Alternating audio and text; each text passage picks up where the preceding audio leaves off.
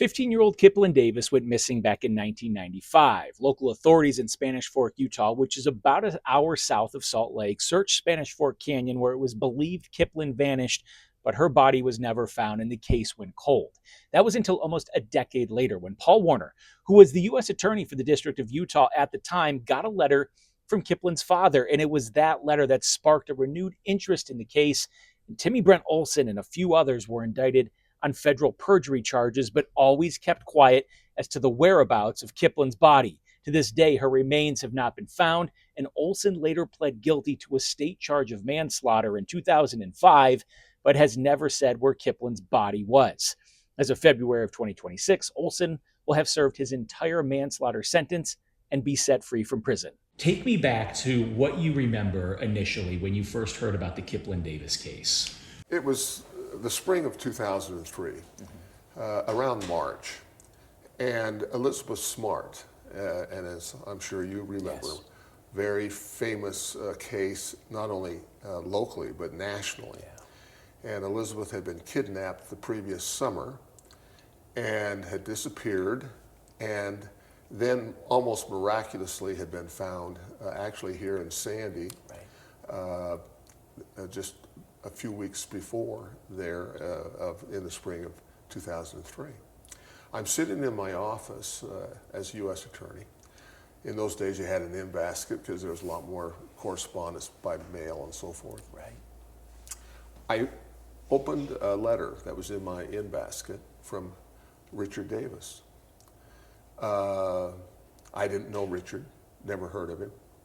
Read the letter, which was very well written, very articulate, and was not ranting or raving. First expressed his gratitude and appreciation that Elizabeth Smart had been found, that she was well. Thought that was fantastic.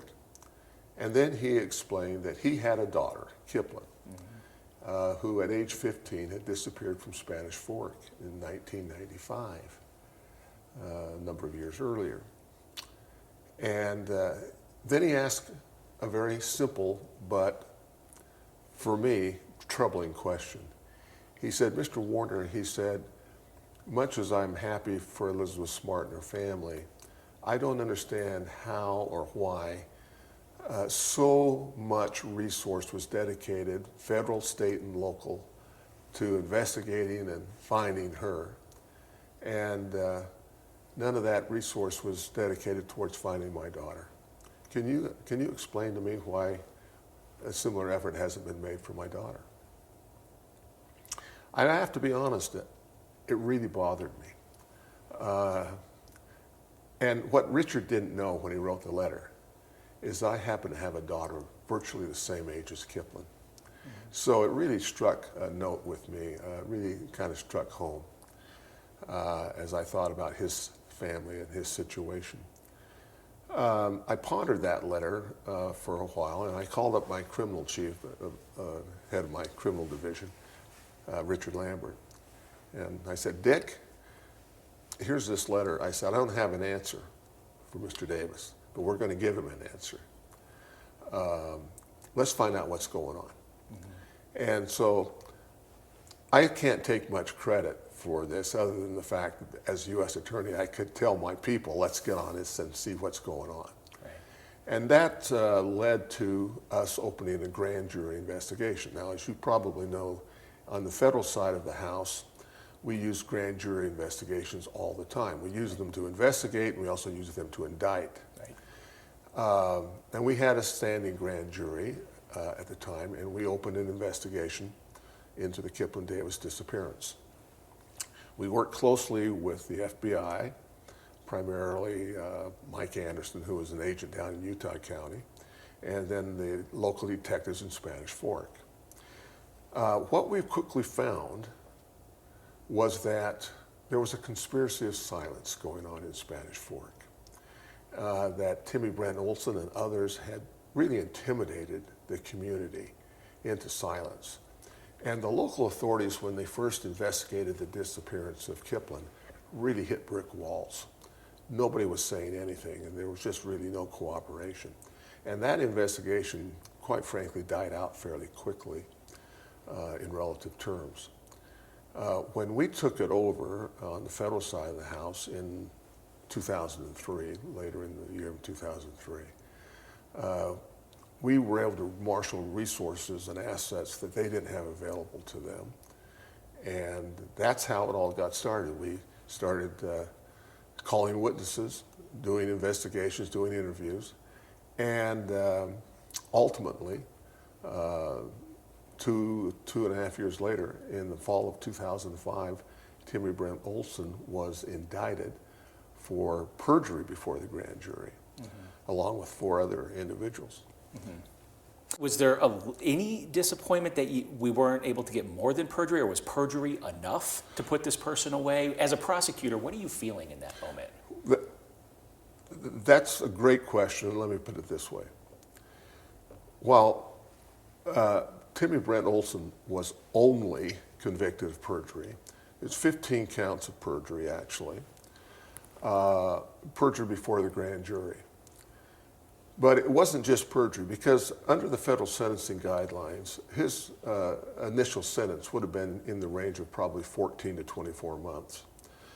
But because of what we call a cross-reference in that sentencing system, we were able to cross-reference it to a second-degree murder charge, which resulted in a guideline sentence of around 130 to 144 months. Then the judge gave what we call an upward departure to 150 months. So Olson actually received a sentence of about 12 and a half years, which was much more than he would have, 5, 6 times more than he would have gotten for just perjury alone. Yeah. So, yeah, we were disappointed that we didn't have the ability to pursue a murder charge per se, but we didn't have a statute that fit, federally speaking. Murder is typically a state charge. Right. There are status offense murder charges in the federal government if you attempt to, or if you kill the president or a governor, or if you kill an FBI agent, Sure. something like that. These are status offenses. Sure. Or if you kill or murder on an Indian reservation where it's exclusive federal jurisdiction. That's important context for people to understand and know. Gotcha. But we just didn't have an appropriate statute. Now, what's interesting as well, Jim, is that Timmy Olson didn't have to testify in front of the grand jury. In fact, he was given what we call a target letter. Now, a target letter says to the individual who receives it, you're not just a witness in front of the grand jury. We actually think you're a potential defendant. And because you're a defendant, you have a right to have a lawyer, and you have a right to say no to this subpoena. Okay. An average witness can't say no to a grand jury subpoena. Right. But if you're a target, you can refuse to testify. Olson, in my opinion, was arrogant enough to think that he could go in and lie to the grand jury and get out of any trouble that he was potentially in. Yeah. That was a big mistake. This really kind of started for you with a letter from Kiplyn's father. Right. After he was convicted and sent away to federal prison, did you have the opportunity to speak with Kiplyn's father? Richard and I have spoken a couple of times, and a very poignant, it's an interesting question, a very poignant experience I had shortly before I went on the bench. We indicted Olson and others in the fall of 2005. I went on the bench in February of 2006, just a few months later, after we'd made the announcement of the indictment of Olson. Richard Davis said to me, he said, someday, Paul, he said, when you die and go to heaven, he said, there's going to be a little 15-year-old redheaded girl that's going to run up to you, and she's going to hug you. And I've never forgotten that. That made it all the work worthwhile. That was all the thanks I ever needed. I didn't need any thanks, but that was more than enough. That was 20 years ago, and I can still see you get choked up over Yeah, that lie. yeah, it was a pretty tender moment. An obvious question, but why? You know, if you're a professional, I don't care what it is, the line of work, you have to maintain a certain objectivity. You can't do a job. You know, if you're an ER doc and somebody comes in and he's all bloodied and broken up from an accident, if you're there all emotional, you're not able to assess the injuries and take care of the problem. And it's similar as a prosecutor. You know, we have terrible cases where people have been victimized in horrible ways, but you try and maintain a certain distance or objectivity so you can look at the facts and the law objectively and make decisions. But having said that, there are certain cases that are just such that no matter how much you work at maintain your objectivity, you get pulled in. And you know, Richard and Tamara Davis are very special people. They're wonderful people. They just are. And they have been through a horrific experience. And they have maintained a dignity and a grace about them, which to me is amazing. And so, yeah, I'm still, to this day, there's a special place in my heart and in my mind for the Davises and for that little girl. Yeah. It's one of those cases that will always be with me. Mm-hmm. I'm so grateful that we had an opportunity to help that family. We weren't able to bring them the total peace that they wanted and need.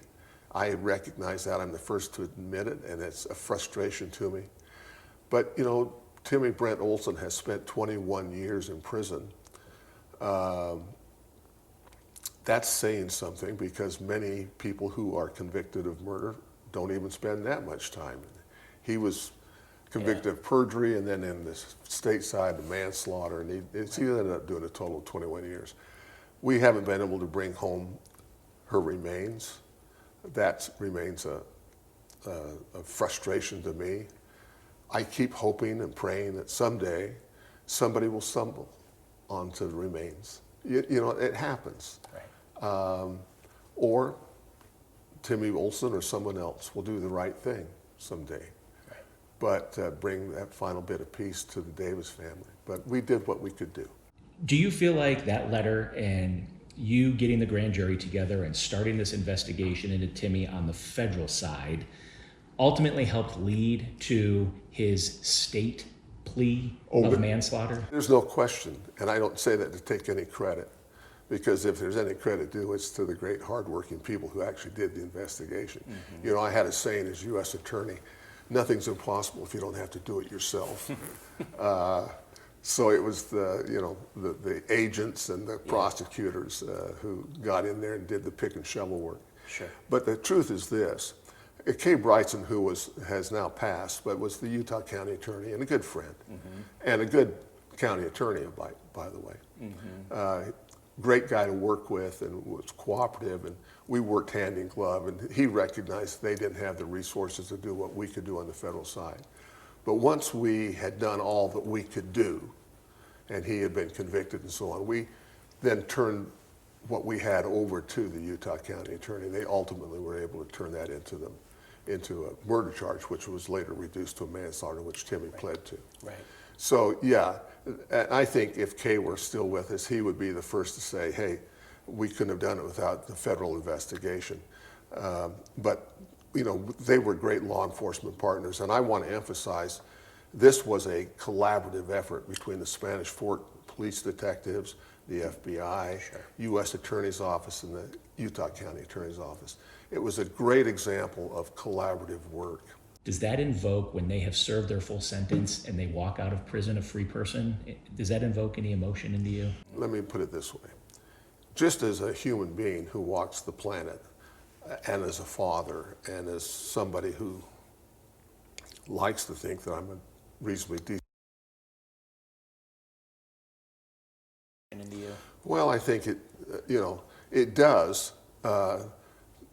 Probably a different emotion, though, depending on what hat I'm wearing. Mm-hmm. Let me put it this way. Just as a human being who walks the planet, and as a father, and as somebody who likes to think that I'm a reasonably decent human being, mm-hmm. It's frustrating to me that Mr. Olson will now be walking the streets free to carry on his life. And the Davises will still not know the whereabouts of where Kiplyn's remains are. That's frustrating to me, and I don't like that one bit. As a judge and as a prosecutor, I realize that there are limitations in our system. We have a great criminal justice system, but there are limitations. Right. And I feel good about the fact that we did the best we could do with what we had. We did about as much as could be done. And sometimes justice is what justice is. And what I mean by that is, this is the result. At the end of the day, we did what we could do, and this is the result. And we couldn't do any more. So I'm not frustrated in the sense, as a professional, that we didn't get the result we wanted. What we did get was the best we could get. What you could get. What would you say to Timmy, on the day that he walks out, if anything? Well, I hadn't really given that any thought, but I guess I would say do the right thing. Just do the right thing. And that means, to the extent that you know, and we think you do, where the remains are of Kiplyn Davis, do the right thing. And let's give the Davises their peace. Let them have a few years of peace. That's the thing about Richard and Tamara. They are not vindictive people. Right. They are not vindictive people. They want their daughter home. They want to give her the kind of burial that everyone should be entitled to, and so forth. But they just want the closure. I don't think they've ever had a vengeful bone in their body towards Timmy Brent Olson. I really don't. As I've talked to Richard, did he want to see justice done? Yes. But I just think it's the message is, let's just do the right thing by this family. During the parole hearing, they said, essentially, we'll be your advocate for your release. There are ways to now be released early if we know where the remains are on the state level. You surprised that he's never said anything? I'm very surprised. But I have to say that there are just some people that are not motivated the same way the rest of us are. I used to tell people, I don't know how criminals think. I just know they don't think the same way that the rest of us do. So I don't know what's going through Olson's mind. Right. I don't know why he hasn't said what he hasn't said, and so on. I find it peculiar because it goes against his self-interest. He had really nothing to lose and everything to gain, but he still chose not to do that. So it's just one of those things that after 45 years of this business, I still don't have answers as to why some of these people do what they do or don't do. A lot of people are scratching their head. Yeah. Saying why. Yeah. The Kiplyns or the Davises included. Every so often you just run into a case. But I will say this, Jim, and again, looking back at a 45-year career, there's a few cases that stand out that you just will always remember. Right. And Kiplyn Davis and all of the surrounding facts is one of those that will always stand out in my memory. It was special. I mean, special in lots of different ways. And one of the few cases that I really take a lot of pride in a sense, and I don't mean that in an arrogant way or an immodest way, but pride in that we had the authority and we used the authority and the power to bring about at least a decent result for the Davis family. And, who knows what would have happened if Richard hadn't written that letter. Probably nothing. And I just was in the right place at the right time. He sent the letter to the right guy, so to speak. And so I feel really good about this case, even though we didn't get the entire result that we would have liked to have had. Mr. Warner, thanks for your time. My pleasure. I really appreciate it. Yeah.